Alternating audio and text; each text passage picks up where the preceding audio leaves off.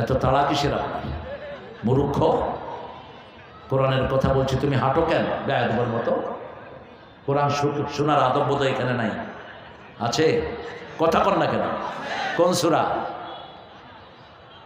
সূরা আরাফ। আল্লাহ বলছেন ইজা কুরিয়াল কোরআন ফাসতামিউ লাহু ওয়ানসিতু লাআল্লাকুম তুরহামুন। যখন কোরআন পড়া হয় আগে কান, তারপরে মন দিয়ে চুপচাপ বসে থাকো, তাহলে রহমত পাবা। তা না হলে কি পাবেন? উল্টাটা পেয়ে যাবেন। আল্লাহ আমাদের এই ভাইদের উপর রহম করে। আরো চিৎকার করে বলেন আমিন। আর যেগুলো তামসা দেখার জন্য আসছে এদেরকে সঠিক আযাবটা দিয়ে দিয়ে। এটা তামসার জায়গা না। দুনিয়াটা অত্যন্ত কঠিন। মৃত্যুর পরে হিসাব নেবেন কে? সবচেয়ে কঠিন হিসাব কিসের হবে বলেন তো? প্রথম হিসাব হবে কিসের? আরো জোরে বলেন। নামাজের হিসাব হবে প্রথম, কিন্তু বিচার শুরু হবে রক্তের। কারো রক্ত প্রবাহিত করেছো অথবা যারা খুনি তাদের দল করেছো, তোমার কপালে লেখা থাকবে ইয়াসুন মির রাহমাতিল্লাহ, আল্লাহর রহমত থেকে তুমি সম্পূর্ণ নিরাশ। কত মানুষকে খুন করেছে বিগত 17 বছরে, ঠিক না বেঠি? আল্লামা সাঈদীকে তো আপনারা বোধহয় চিনেন না। কি দোষ ছিল এই লোকটার? কি দোষ? কেন একে বিষ পানে হত্যা করিয়েছো? সালাউদ্দিন কাদেরের কি দোষ? কি দোষ চৌধুরী আলমের? শুধু তোমাকে টিকিয়ে রাখার জন্য তুমি হত্যা করেছো মতিউর রহমান নিজামী, আলী হাসান মুজাহিদ, কাশেম আলী মিন্টু, সালাউদ্দিন কাদের চৌধুরী, ঠিক না ঠিক? কি লাভ হয়েছে? এখন থাকতে তো পারল না। যদি খুন না করতো হাসিনাকে বাংলাদেশ থেকে কেউ সরাতে পারত না। কারণ এত মসজিদ কোন সরকার করেনি, এত রাস্তা কেউ করেনি, ঠিক কিনা? যখনই খুন করলো আল্লাহ বলছে খুনি কোনদিন আমার জমিনে থাকতে পারবা না। কারণ জমিন দিয়েছেন কে? তো তুমি খুন করলা কেন? তুমি বৈষম্য বিরোধী পোলাপানদেরকে তাদের অধিকার দিয়ে দিতা। কি চেয়েছিল তারা? অল্প কিছু জিনিস। না, গুলি করো, 2 দিনে 2000-এর উপরে পোলাপান শেষ। কোন খুনিকে আল্লাহ দুনিয়াতে রাখতে দিবেন না। আল্লাহ বলছেন আমার জন্য জুলুম হারাম করেছি। আমার কোন সৃষ্টির উপরে যদি কেউ জুলুম করে দুনিয়াকে তার জন্য হারাম করে দেন কে? সে আল্লাহ বলছেন 5টা কাজ করো। কয়টা? 5টা কাজ। প্রথম, প্রতিযোগিতা করবো। আযান হলে কোথায় যাব? মসজিদে। মসজিদের পাশে আমার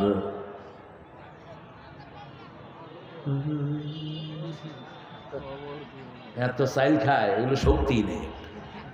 এটা দোয়া করবেন। নজরুল দোয়া করেছিলেন। এখন তার কবরটা মসজিদের পাশে আসে না নাই? মসজিদের সাথে যাদের অন্তরটা ঝুলে থাকে আল্লাহ বলছেন ওদেরকেও কিয়ামতে আমি ছায়া দিয়ে রাখবো। এক নামাজ থেকে আরেক নামাজ বসে থাকে, এদের 24 ঘন্টা নামাজ হয়ে যায়। রাসূল বলছেন ইন্তেজারুস সালাতে সালাত, যারা এক নামাজ থেকে আরেক নামাজের অপেক্ষা করে এদের মধ্যের সময়টা আল্লাহ নামাজ হিসাবে লিখে দেয়। যখনই ওযু করবেন হাতের গুনাহ মাফ করে দেন কে? ওযুর পানি কখনো মুছবেন না। 12 আনি আলেমরা জানে না এই হাদিস। ওযুর পানি কখনো মুছবেন না।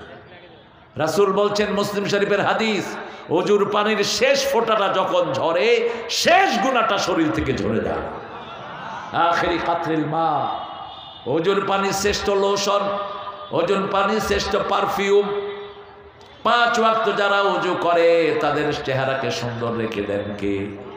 আল্লাহ। 5 ওয়াক্ত যারা ওযু করে এই চেহারাটা কিয়ামতের ময়দানে সূর্যের চেয়ে চাকচিক্যময় হয়ে যাবে। এই জন্য রাসূল বলেছেন ওযুর পানি যেখানেই লাগবে সেটাই চাকচিক্যময় হবে। আবু হুরায়রা ওযুর সময় বগল ধুইতেন, বগলে পানি লাগিয়ে দিতেন আবু হুরায়রা। রাসূল সাল্লাল্লাহু আলাইহি ওয়াসাল্লামের জামাটা এতটুকু উঠে যেত, এত লম্বা ছিল আস্তিন। সুদানিরা এই জামাগুলো পরে এরকম করে টান দিলে এই পর্যন্ত উঠে যায়, কিন্তু আমাদের জামাগুলো তো লেডিস জামা হয়ে যায়। এই যে এত টাইট, এগুলো আমাদের মিস্ত্রিও বানাতে পারে না ঠিক মতো। এটা কাস্টম হয়ে গেছে।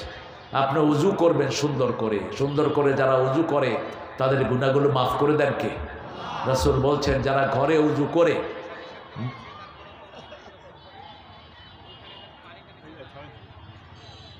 কি সমস্যা? উযুতে সবচেয়ে বেশি অপচয় করি আমরা পানি। রাসূলকে জিজ্ঞেস করা হলো পৃথিবীর সর্বশ্রেষ্ঠ নেয়ামত কি? রাসূল সাল্লাল্লাহু আলাইহি ওয়াসাল্লাম বললেন পানি। সর্বশ্রেষ্ঠ নেয়ামত কি? পানি। এই পানির জন্যই বহু মানুষ মারা যায়, ঠিক না ঠিক? আর আমাদের লোকেরা পানির অপচয় বেশি করে না কম? বেশি। 3 মগে রাসূল গোসল করতেন, 1 মগে ওযু করতেন। আপনাদের কার শরীর মুহাম্মদ সাল্লাল্লাহু আলাইহি ওয়াসাল্লাম বড়? কার শরীর ওনার চেয়ে পবিত্র? 3 মগে তিনি গোসল করতেন। অবাক করা পৃথিবী। একটা মগে করে তিনি ওযু করতেন, মগের ভিতর থেকে পানি নিয়ে শেষ পানিটা খেতেন আর বলতেন ফিহে বারাকা। ওযুর শেষ পানিটা যারা খায় অধিকাংশ রোগ আল্লাহ তাদের ভালো করে দেয়। আমরা তো ফেলেতে ফেলেতে জান শেষ, খাবো কখন? এই 5টা কাজের জন্য আমরা প্রতিযোগিতা করব। প্রথম হলো জান্নাতে যাওয়ার জন্য প্রতিযোগিতা। যে কোনো সময় আমার ডাক আসতে পারে, শিশু নাই বুড়া নাই, যে কোনো সময় চলে যেতে হতে পারে। আসার একটা সিরিয়াল হয়, যাওয়ার কোনো সিরিয়াল নাই। 2 নম্বরে দান করব। 3 নম্বরে যখনই কোনো গুনাহ হয় আল্লাহ রাব্বুল আলামিনের কাছে সেজদা দিয়ে পড়ে যাব। 4 নম্বর দান করব প্রতিদিন।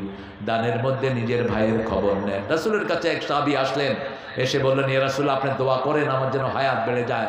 রাসূল বললেন পিতামাতার খেদমত করো আর নিজের নিকট আত্মীয়কে দান করো, আল্লাহ নিজে তোমার হায়াত বাড়াইয়া দিবেন। প্রতিদিন সকালে উঠে চিন্তা করবেন কোন নিকট আত্মীয় অসুবিধায় আছে। রাসূল সাল্লাল্লাহু আলাইহি ওয়াসাল্লাম 4 সিঁড়ির খবর রাখতেন। ওনার সিঁড়ি, ওনার পরের সিঁড়ি, ওনার নাতির সিঁড়ি, নাতির নাতির সিঁড়ি, এই 4 সিঁড়ির খবর নিতেন রাহমাতাল লিল আলামিন। আপনি খবর নেন আপনার কোন ভাই হসপিটালে আছে। রাসূল বলতেন যারা কোনো রোগীকে দেখতে যায় সে জান্নাতে ঢুকে, আর রোগীর কাছে যতক্ষণ থাকে জান্নাতের ফল সে খেতে থাকে। আর যে রোগী সে সফর করে, রোগীকে দেখতে যায়, তার রোগ ভালো করে দেন কে? কিন্তু আমাদের দেশে অন্যটা প্রচলিত, রোগীকে দেখতে গেলে আপনি রোগী হয়ে যেতে পারেন। সংক্রামক বলতে ইসলামে কিচ্ছু নাই। তাহলে আগে যার হলো ওটা কোত্থেকে আসলো? আল্লাহ যাকে চাইবেন তারই রোগ হবে, ঠিক না ঠিক? শিশুর রোগ, শিশুর করোনা, মা ভালো, এরকম হয়েছে কিনা? পেটের শিশুর করোনা, কিন্তু মায়ের শরীরে কোনো করোনা নাই। আবার মায়ের করোনা, শিশুটা ভালো হয়েছে কি হয়নি? কারণ আল্লাহ যখন যেটা চায় সেটাই হবে। এই জন্য সূরা আল ইমরানের এই 5টা সূরা আমরা আমল করব। প্রথম হলো আমরা সুদ খাবো না। সুদ খেলে সব আমলগুলো বরবাদ হয়ে যায়। যার কাছে যা সুদ আছে আমরা সব ছেড়ে দেব। ওয়াদারু মা বাকিয়া মিনার রিবা ইন কুনতুম মুমিনিন। আল্লাহ বললেন তুমি যদি মুমিন হও যার কাছে সুদের যা আছে সব ছেড়ে দাও। 2 নম্বর আল্লাহকে ভয় করো। আল্লাহকে ভয় করার প্রথম মাধ্যম হলো ইবাদত। বাথরুমে ঢুকতেও ইবাদত আছে না নাই? কোন পা দিয়ে ঢুকবেন? কিন্তু যখন বাহিরে কেউ বাথরুম করে কোন পা দিবেন? রাস্তার পাশে কিছু লোক আছে না, কথা কন না কেন? আচ্ছা, তখন কি করবে? তখনও বাম পা দিয়েই ঢুকবে। বাম পা দিয়ে দোয়া পড়বেন আল্লাহুম্মা ইন্নী আউযু বিকা মিনাল খুবসি ওয়াল। কোনো গর্তে পেশাব করবেন না।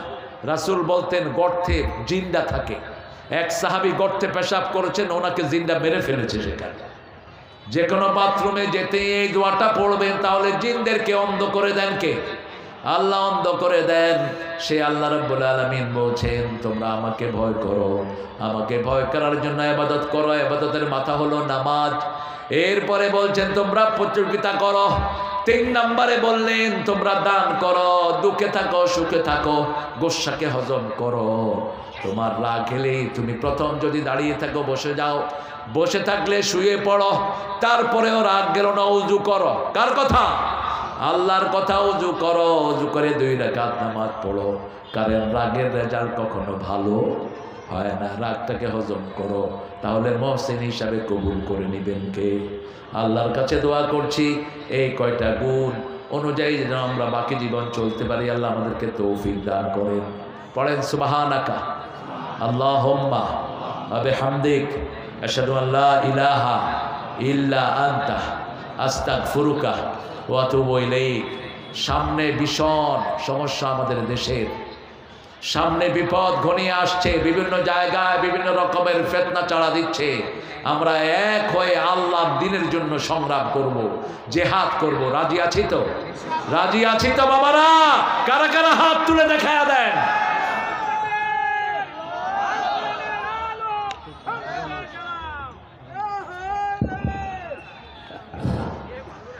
আজান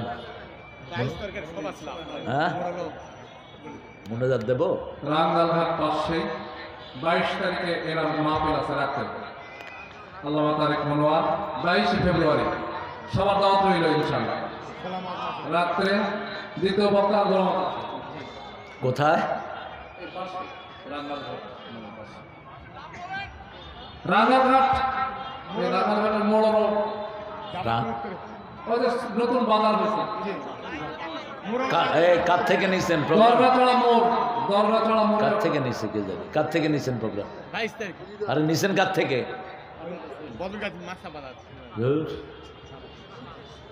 আমরা এখন দোয়া করবো ইনশাআল্লাহ দোয়া করে তারপর আমরা বিদায় হব আল্লাহুম্মা আমিন লা ইলাহা ইল্লা হুয়াল হালিম সুবহান রাব্বিল আরশিল আযীম আল্লাহুম্মা সাল্লি ওয়া সাল্লিম আলা নবিয়িনা মুহাম্মদ ওয়া আলা আলিহি আজমাইন গয়েশপুর দারুল উলুম হাফিজিয়া কওমি মাদ্রাসার উদ্যোগে আজকের এই মাহফিলকে আপনি কবুল করে নেন যত ভাই বোন এসেছে তাদের জীবনের গুনাহগুলো মাফ করে দেন আমাদের টিপু ভাইকে আপনি কবুল করে নেন প্রধান অতিথিকে আপনি কবুল করে নেন সভাপতি সহ যত মেহমান এসেছে কবুল করে নেন আল্লাহ সূর্য ডোবার সময় আপনি দোয়া কবুল করেন আজকে আমাদের জীবনের সব গুনাহগুলো আপনি মুছে দেন আমাদের শিশুদেরকে আপনি হেদায়েত দান করেন আমাদের শিশুদেরকে সব বিপদ মুসিবত থেকে হেফাজত করেন এখানের প্রত্যেকটি ভাইকে কোরআনের শ্রেষ্ঠ সৈনিক বানিয়ে দেন আমাদের মা বোনদেরকে মায়েশা ফাতেমার মতো কবুল করেন এই মাদ্রাসাকে মসজিদে নববীর মতো কবুল করেন আমাদের সোয়াবগুলো রাসূলের রওজায় পৌঁছিয়ে দেন